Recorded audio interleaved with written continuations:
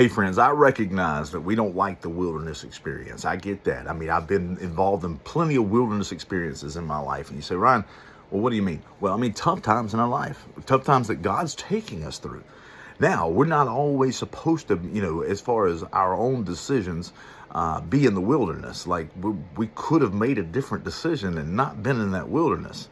Okay, we could have gone another direction, not been in that wilderness, but God's going to use that wilderness. Let me promise you that He's going to use those tough times in the wilderness to show, to prove whether or not you have faith in Him, to prove whether or not you're going to come to Him when the issue is too big for you, too high above your head for you to handle.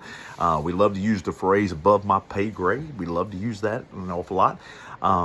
But when He wants to know that you'll trust Him no matter what, no matter if it's too big for you or too little for you. I mean, or in between, that you'll seek His counsel on the things that are happening and going on in your life. So when we're looking at the wilderness experience, understand this, that He is teaching you to go without it sometimes. Okay, seriously. He's teaching you to go without sometimes. We're in the middle of a struggle. It's a boot camp. It really is. In boot camp, they're gonna take you to certain levels that, man, you never thought you could get to.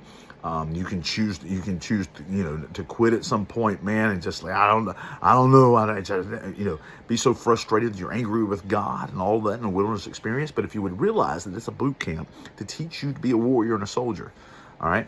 Even the bad decision you made to get into the wilderness, or the decision the Holy Spirit made to take you into a wilderness, that's what He did with Jesus. Jesus, for 40 days, a 40-day fast. Oh my goodness! Walking through the wilderness is a time of sharpening, a time of learning and training. All those things is tough on the mind.